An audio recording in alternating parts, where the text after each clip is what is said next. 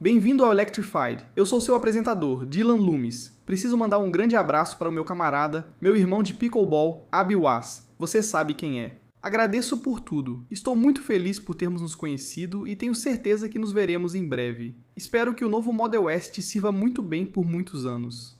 Falando sério, obrigado por me incentivar, cara, te agradeço. O burburinho atual sobre o IPO da SpaceX e Tesla está no ponto mais alto de todos os tempos. Os mercados estão em queda, e ser um investidor da Tesla hoje é muito diferente do que era há apenas 2 ou 3 anos. No momento da gravação, as ações da Tesla caíram quase 7% hoje. Muitos dizem, tá vendo, estão vendendo ações da Tesla para comprar SpaceX. E tenho certeza de que isso está acontecendo em algum grau. No entanto, pessoal, não vamos esquecer que o NDX atualmente está em queda de mais de 4%. E as ações da Tesla, historicamente, tiveram um beta entre 1,5 e 2,3. Então, em um dia como hoje, com o Nasdaq onde está, a Tesla poderia facilmente cair 8%, apenas acompanhando o movimento do mercado mais amplo. Francamente, pode não ter nada específico com as ações da Tesla. O mercado todo está caindo. Como sempre digo, geralmente há mais de um fator. Porém, agora, dados melhores do mercado de trabalho indicam que o Federal Reserve deve optar mais por aperto do que afrouxamento.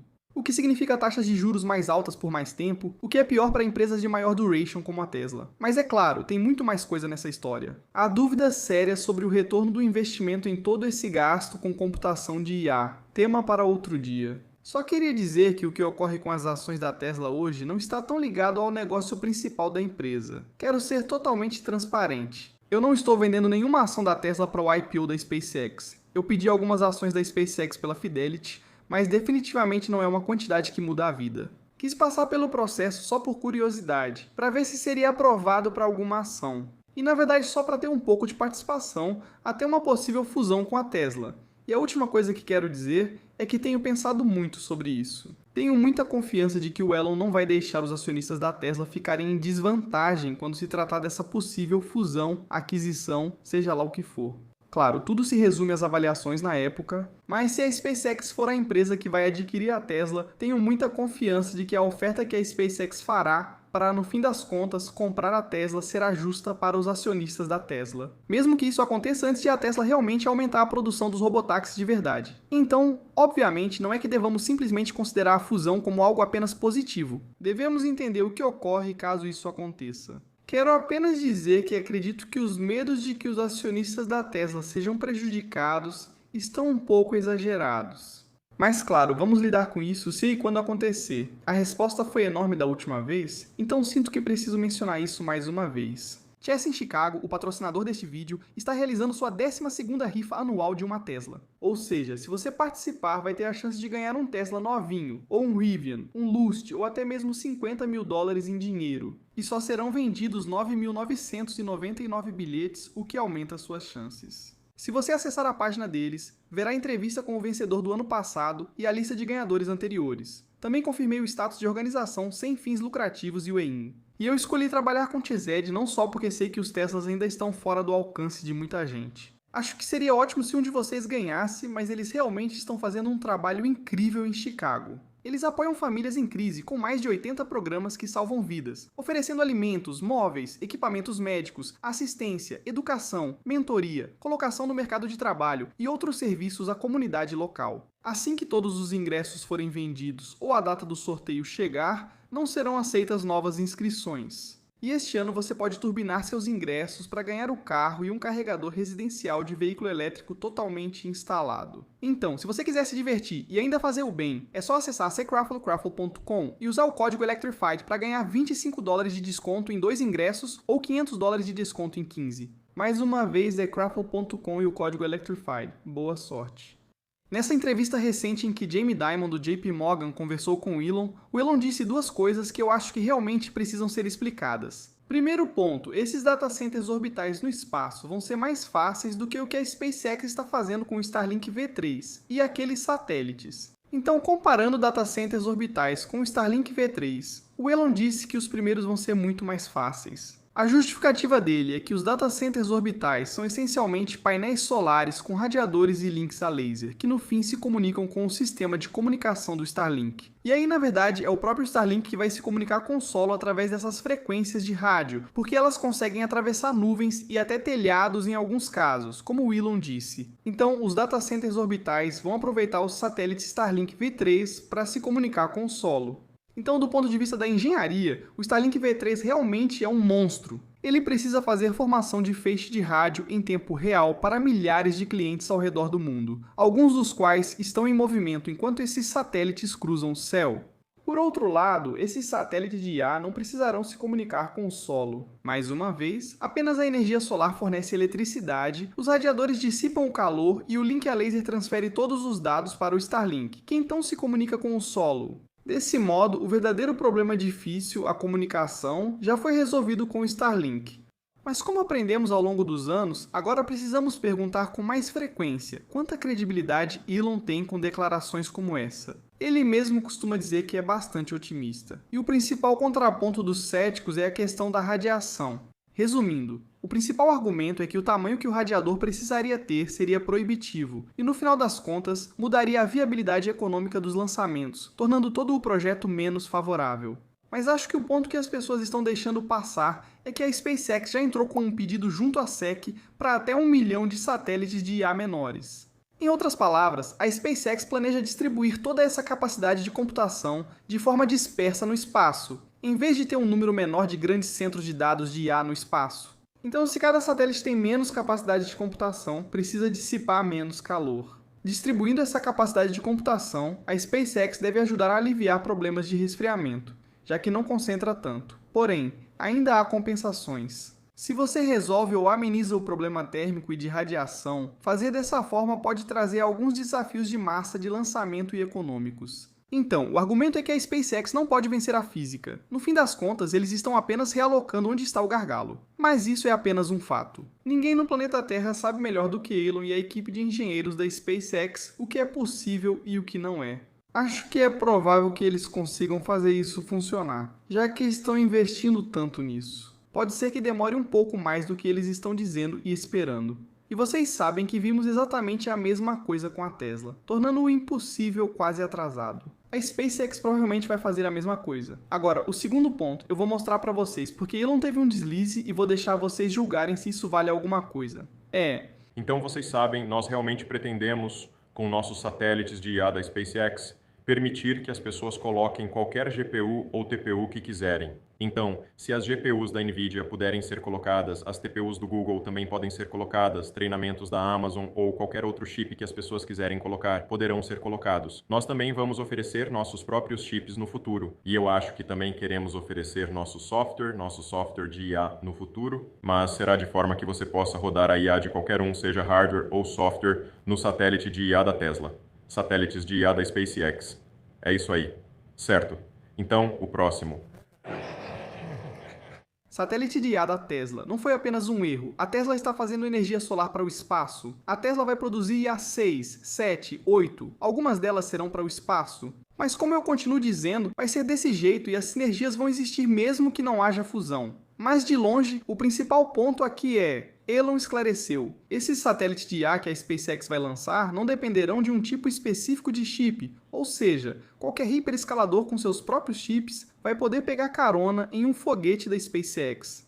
Então, nos primeiros dias, a SpaceX pode fornecer a energia, o resfriamento, a rede a laser e a comunicação. Então, empresas como o Google ou a Amazon com seus próprios chips podem conectá-los a um dos satélites de IA da SpaceX, enviá-los para o espaço e no final pagar para a SpaceX. Não apenas pelo lançamento, mas de forma contínua, porque elas estão basicamente alugando a infraestrutura que a SpaceX fornece. E claro, com o tempo, haverá outras empresas lançando foguetes ao espaço, mas neste momento a SpaceX é de longe a líder dominante.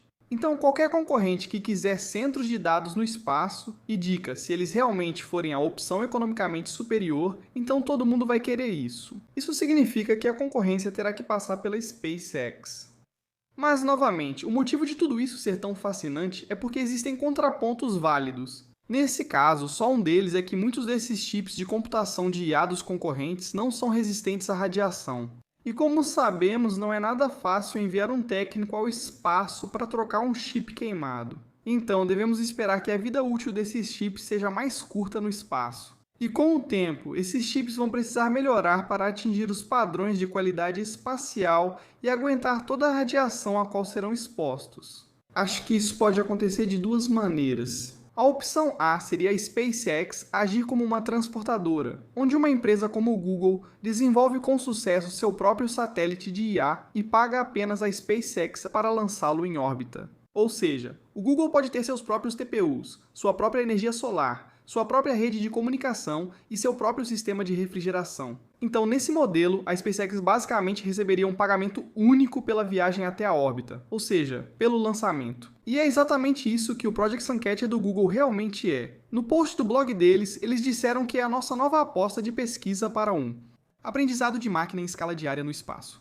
Estamos analisando como satélites interligados movidos à energia solar, com chips de ATPU, poderiam aproveitar ao máximo o Sol. Eles informaram que o próximo passo é uma missão de aprendizado com a Planet para lançar 2 satélites protótipos até 2027 e testar nosso hardware em órbita. Mas digamos que o Google e outros não tenham sucesso imediato nessas iniciativas. Isso levaria a SpaceX e a opção B, ou seja, a SpaceX constrói e opera os satélites de fato, os painéis solares, os radiadores, a comunicação e assim por diante. E esses clientes, como o Google, alugam a capacidade da SpaceX. Então, no fim das contas, eles estão apenas pagando pelo tempo de computação semelhante ao AWS.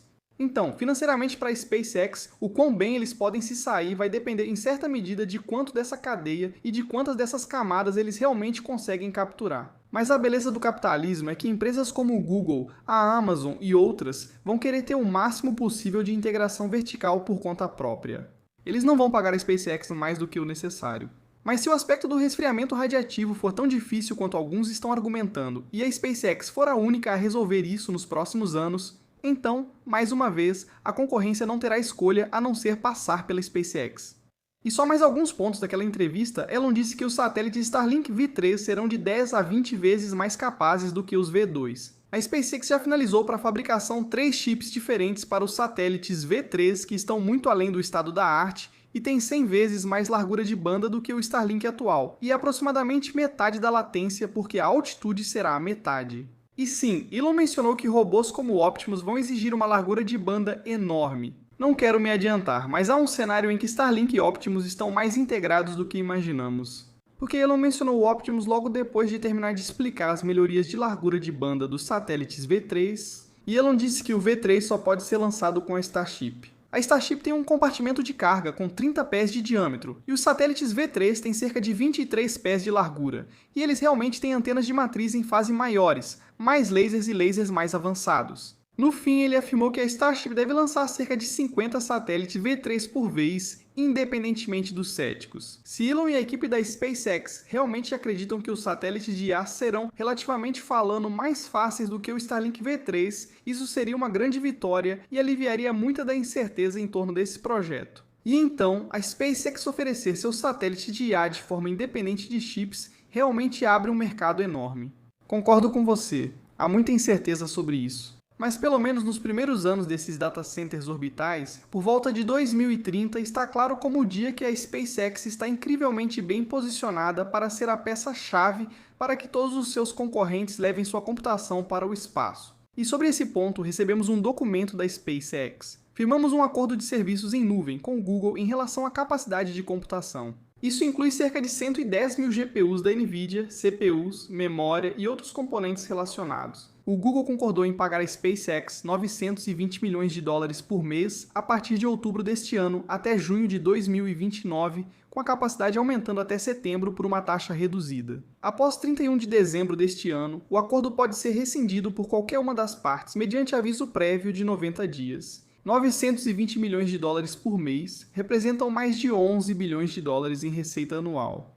Isso seria somado à receita anual recorrente da Anthropic desse contrato, que está na faixa de 15 bilhões de dólares. Esse contrato pode ser de curto prazo, mas o importante é que o aluguel de computação da SpaceX faz realmente diferença. Para contextualizar, toda a receita da SpaceX em 2025 foi de pouco mais de 18 bilhões de dólares. E então, com 2 contratos da Google e da Anthropic, eles já superaram esse valor de longe. E isso não está mencionado no comunicado, mas espera-se que seja uma parte do Colossus 2, porque a Anthropic mantém o Colossus 1 sob sigilo. E para simplificar ao máximo, se a concorrência está disposta a pagar a SpaceX por computação na Terra, por que não fariam o mesmo no espaço? Especialmente se a economia acabar se mostrando superior. E não vamos esquecer a história da Tesla. Por mais de uma década, muita gente dizia que a concorrência faria o que a Tesla fez e iria deixá-los para trás. Bem, aqui estamos, e isso não aconteceu nem um pouco. E agora, muita gente está fazendo o mesmo argumento contra a SpaceX. A concorrência só vai repetir o que a SpaceX faz, tanto em centros de dados terrestres quanto em órbita. Então talvez com o tempo eles façam isso, mas também talvez não façam. E importante, caso você tenha perdido, o SP500 não vai permitir a entrada antecipada da SpaceX no índice. Ou seja, se a SpaceX abrir capital este mês, o mais cedo que ela poderia ser adicionada ao SP500 seria em junho de 2027, o que, claro, atrasaria bastante aquela compra forçada pelos índices. Agora, alguns por aí estão dizendo que essa inclusão adiada pode antecipar um pouco a fusão entre SpaceX e Tesla. Dependendo de como executarem isso, a SpaceX pode entrar no SP500 antes. Porém, acho que isso é no máximo uma questão secundária. Muitas empresas historicamente tiveram muito sucesso em seus IPOs sem essa inclusão instantânea no SP500. Então, não é como se perder toda essa compra forçada fosse mudar a trajetória da SpaceX de forma realmente significativa. Antes de continuarmos, quero contar que Rob Mauer apareceu do nada e disse: lembram quando há algumas semanas todos achavam loucura pagar 100 vezes o preço sobre vendas da SpaceX? Agora está em 39 vezes. Isso mostra como esse tipo de análise é burra. Isso é claro, citando a notícia que acabamos de comentar sobre o novo acordo da SpaceX com o Google. E no meu último vídeo sobre a SpaceX, falamos exatamente sobre isso, o quão importante esse negócio de aluguel de capacidade computacional realmente é, e o quanto ele pode fazer diferença. Só precisamos ter em mente que daqui a 12 meses as coisas podem estar bem diferentes, porque esses acordos podem acabar sendo de curto prazo. Ou, da mesma forma, eles podem acabar sendo acordos de vários anos. Essa é parte da razão pela qual é tão difícil entender tudo isso, porque há tantas peças em movimento e tanta incerteza. Hoje informaram que a Tesla adiou a demonstração do Roadster para agosto. Sinceramente, não espero realmente ver isso nesse mês, mas essa é a notícia. E eles disseram que o Roadster realmente vai usar propulsores de gás frio que foram desenvolvidos em conjunto com a SpaceX. Mas isso a gente já sabia há bastante tempo. A equipe de IA da Tesla esteve na CVPR esta semana. A Schock fez uma apresentação e disse que a discussão completa será disponibilizada em alguns dias. Verificando no site do Texas Motor Carrier para o negócio de robotáxi da Tesla, agora você vai encontrar 51 VINs registrados para o serviço. Esse número subiu em relação aos 42 de apenas alguns dias atrás. Mas, novamente, em qualquer momento, isso não significa que todos os 51 veículos estão ativos no serviço, mas esse é o número total de veículos atualmente registrados que podem ser utilizados. Então, esse número oficialmente aumentou em 9. Mas, de forma anedótica, ainda recebemos relatos de pessoas no local, como o Coruja Cibernética, dizendo que não há robotáxi sem supervisão no norte de Austin desde ontem. Essa postagem foi na quinta-feira, mas ela disse que seu carro tinha um monitor de segurança, e o carro não tinha o crachá de robotáxi. Ela afirmou que os longos tempos de espera continuam, e que o embarque e desembarque ainda precisam melhorar. E além disso, quando se trata da implantação do Cybercab, se eu pudesse ter uma pergunta respondida, seria: o que está envolvido na remoção do volante e dos pedais do Cybercab? Porque eu estaria bastante confiante em dizer que a Tesla não vai lançar um Cybercab com volante. Nessa primeira experiência, eles querem que seja como planejado, sem volante. E considerando que todos os Cybercabs que estamos vendo em Austin, Houston e Dallas ainda têm volante, talvez tenhamos que esperar mais algumas semanas antes de vermos um sendo lançado.